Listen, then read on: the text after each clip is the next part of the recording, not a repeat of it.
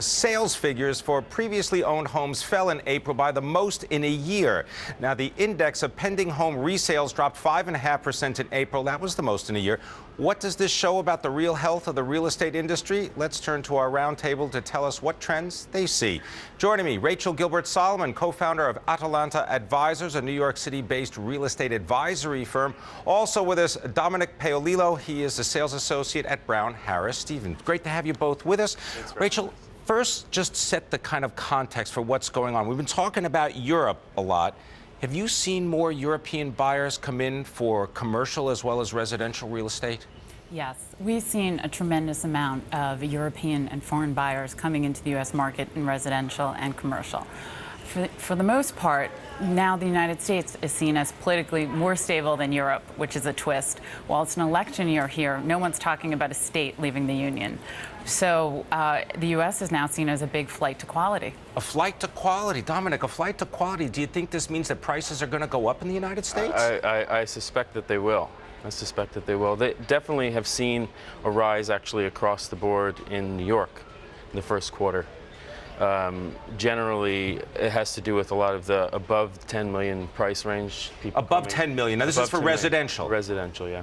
And sure. Are these cash deals? I mean, are people paying all cash for them? Yeah, the majority of those levels are cash deals. Although, you know, another very high level of the market is the three-bedroom apartment, which is maybe just above 2 million to just below. There's a big surge and also a lack of inventory.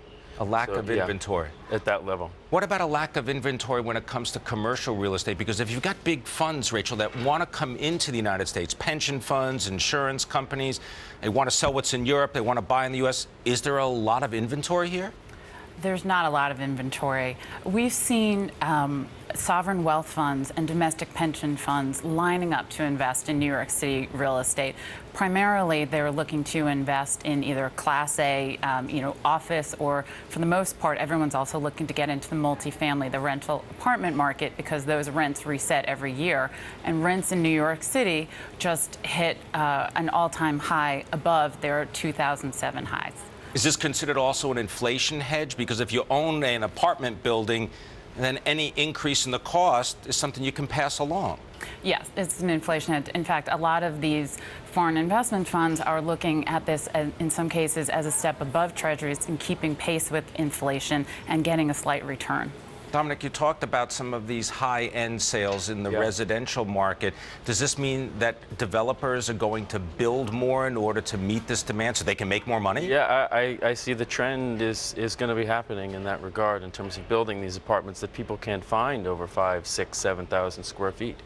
The past couple of months have really been very active at that level of the market. Can you give us an example of some of the deals that you've worked on? Well, all of that stuff is sort of under wraps until things close, but I've definitely worked on deals that are at that level, and in a circumstance where there were multiple people involved in a property of very high price. So Rachel, there's still a demand. Well, I know, Rachel, you've helped organize some financing for some very high-end condominiums. I was looking at one. What are we talking about, 10, 20,000 square feet? Right. We're working on a 20,000 square foot condo on the Upper West Side. We've arranged a construction financing for it at Atalanta. And this is a unique opportunity. It's a single unit, 20,000 square feet. It'll have lows for a pool and full Central Park views, and it's blocks away from where a penthouse had recently sold for over $80 million. So, we'll see if it's a bellwether to see if prices keep going. What do you think, Dominic? Do you think it's a bellwether? I mean, this sounds expensive. Yeah, $80 million for an apartment? Listen, I think at every level, 80 million, 1 million, 500,000, people need to see value wherever it is. It needs to be justified in some sense, and I think the justification at that level is that there just isn't product. Rachel, what about the availability of financing, particularly for commercial real estate right now? Is it there, and is there more equity being put into the game? There is more, well, with the absence of the CMBS market really where it had been, you are having to put down a higher percentage of equity. And, the way that we look at these higher end sales, we just look at, a lot of these foreign buyers are looking at capital preservation. These are the same people that buy limited works of art.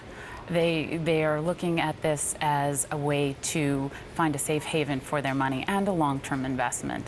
But as for the commercial market, we are seeing that banks are lending, but there really is not the ability to get leverage out there. What about the hospitality industry? I mean, are you seeing deals done? Because you talk about whether there are hotel vacancies in New York or in Washington, San Francisco.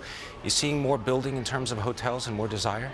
What we're seeing a lot in the high-end market for hotels is that there's a co-branding with a high-end developer for residential, and there'll be a component with, as we have on many developments happening here in New York City, you'll have a joint venture between a residential developer and a flag, and it might be part of a tower, maybe hotel, and they'll share these extremely lush amenities together. I just keep thinking of the new hotel that's going up on West 57th Street in New York City, right? That is a Hyatt, I believe, is it? I believe so. Yeah. 157. 157. Right. And isn't that where one sold? I think, what was the selling? Well, they're saying that it sold for $90 million until it closes. We won't know the exact number, but yeah, $90 million. Got to watch that. Thank you both very much. I want to thank you. Dominic Paolillo joining us from Brown Harris Stevens, Rachel Gilbert Solomon from Atalanta Advisors. Appreciate your participation.